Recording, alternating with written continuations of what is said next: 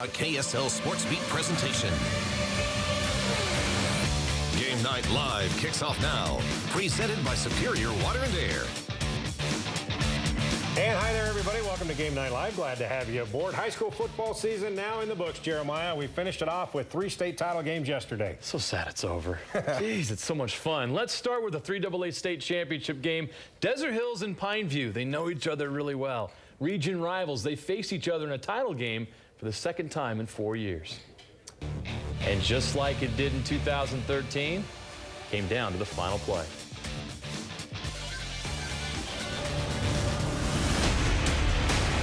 Go clock! Yeah!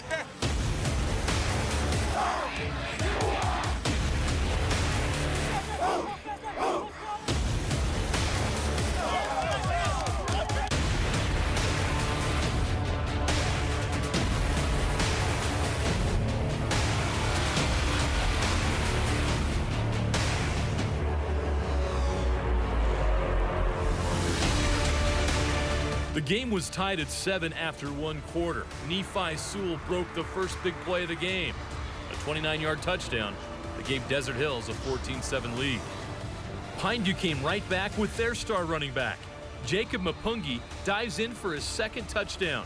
He rushed for 114 yards in the game. Pineview would take the lead just before the half. Brian Javinas to Lance Mandrigas. The Panthers led 20-14 at the half. That Panther run continues to open the second half. Tyler Heaton with a great interception that sets up another touchdown. Javinas and Mandrigas hook up again.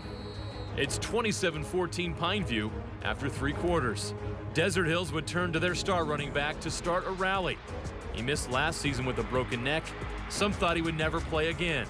But here he is, rushing for 247 yards and 2 scores. His 50-yard run set up this. A Quinn Kaiser touchdown, cutting Pineview's lead to 6. The Thunder get the ball back with 7:48 left, and again it's Sewell with a 38-yard run.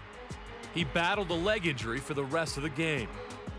After the teams traded penalties, the Thunder convert on 4th and 2 with under 2 minutes left to keep hope alive. The Thunder drive down to the 1 with 4 seconds left. Flashback to 2013, Pineview and Desert Hills in a 3AA title game. It came down to 1 play at the goal line. Desert Hills running back Landon Broadhead scored as time expired, giving the Thunder their first state championship. Well, 3 years later, same situation. 1 play to determine a champion. Oh boy. And Kaiser flushed out. He's got it. Unbelievable! Quinn Kaiser's improvisation will be talked about in St. George for years to come. I'm so happy. That was amazing. How did you do that? I just trusted myself. I don't know. I saw the safety come right up the middle, and he would have blown the play up. And I reversed out, and Gavin was right there, and I tossed it to him. I don't even know. The extra point is good, and the Desert Hills Thunder come back from 13 down in the 4th quarter to win their 2nd state championship. So much emotion going through me right now. I'm just very grateful.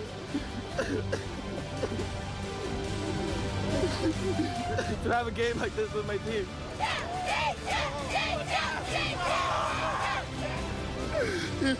He's a type of man who leaves it all in the field for us.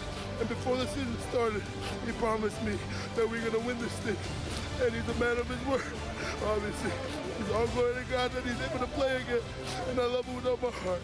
He's the best brother ever. Stay champion!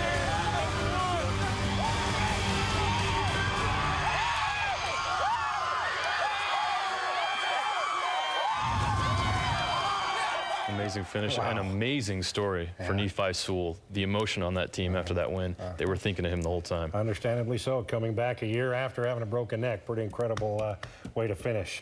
All right, 5A title game, undefeated Bingham and 1-loss Lone Peak. Jeremiah, the revenge tour continues for the Miners. That's what they've been calling it. Lone Peak ended Bingham's season in last year's semifinals. They haven't forgotten. For Lone Peak, they had unfinished business after falling short in last year's title game. Oh, no. They're a better team. We're a better team. We'll see who's better.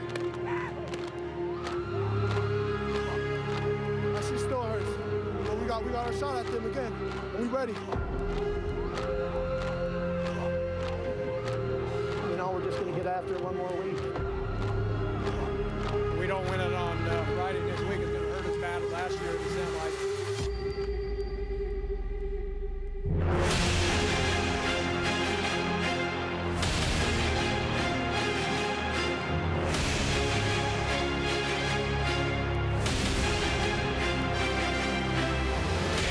Lone Peak got off to a great start. The deep ball was working just like last year. Dakota Hansen to Tyler McPherson for a 46-yard gain. The two would hook up 4 plays later for a 24-yard touchdown.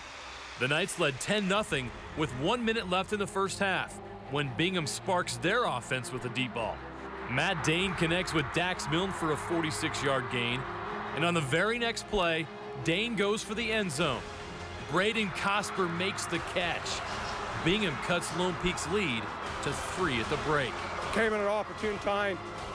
You know, going down 2 scores to them at halftime against a great team that'd have been a problem.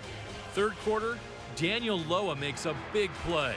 He intercepts a Hansen pass that would set up a score. And it's Loa doing the scoring.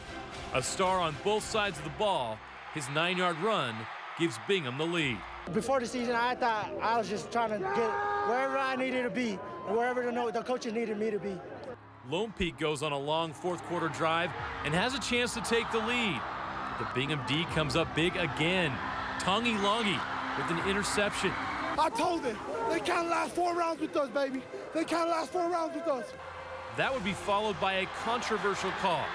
With 2:04 left in the game on 3rd down, pass interference is called that kept the Bingham drive alive. They killed another minute off the clock before kicking a field goal and taking a 17-10 lead. Lone Peak was left with 1 minute to make magic happen. But again, the Bingham defense with another big play. Cole Moody with the pick, and that would do it. The Bingham Miners get their revenge. They're state champions for the 6th time in 11 years. Oh, it feels awesome. At the beginning of the week when we were practicing, we were pumped that it was Lone Peak getting a championship. We wanted another go at them. We really did. Oh, it feels awesome. It really does feel awesome. Best feeling in the world. I don't even know how to explain it, man. It's like winning a Super Bowl right here, man. It's amazing. It's an amazing experience. Just like the Super Bowl, huh? Bingham, another undefeated season. That I still call it a dynasty. 6 and 11 years. They still got it going. Yeah, the revenge tour is complete. That was great. Well, it was a battle, the undefeated in the 4A title game, defending champ East in Springville. Red Devils had only lost 1 game in the last 2 seasons, and that was to East in last year's semifinals.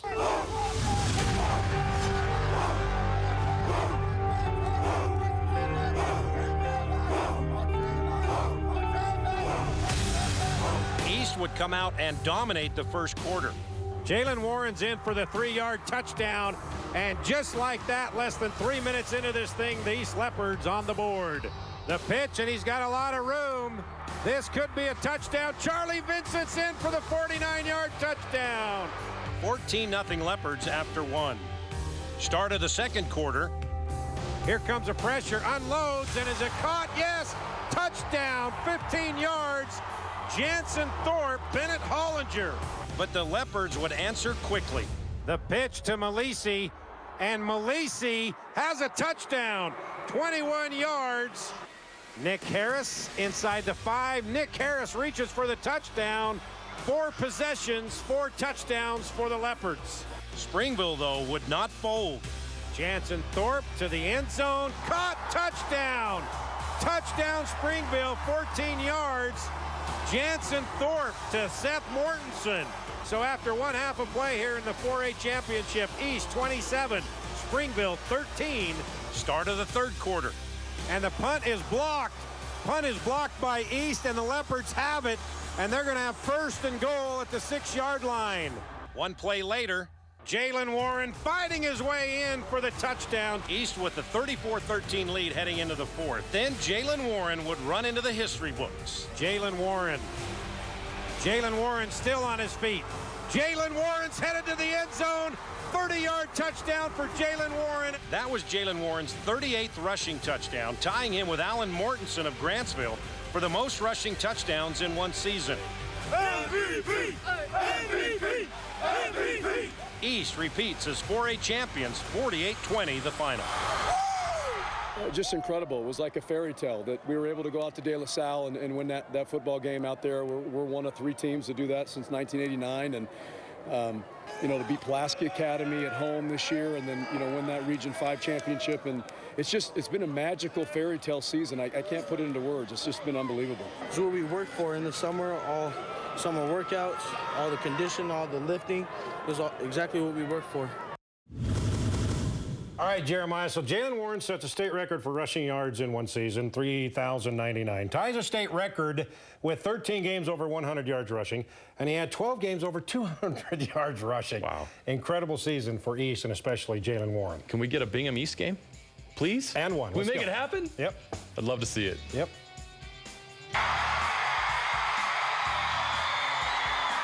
We will unveil our primetime performers from championship week when we come back.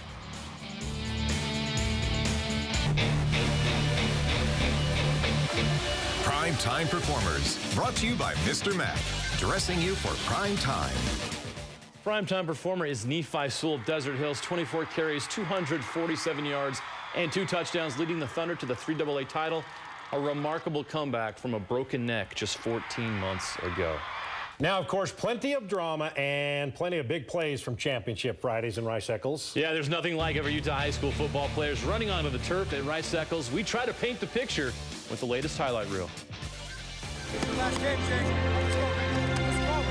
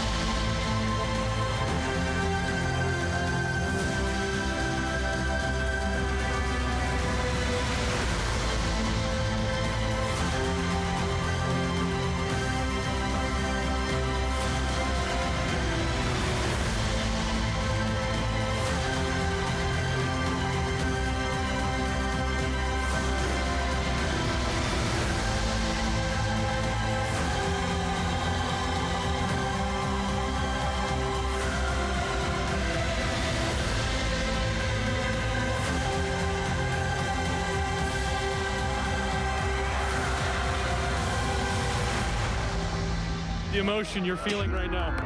I'm so happy.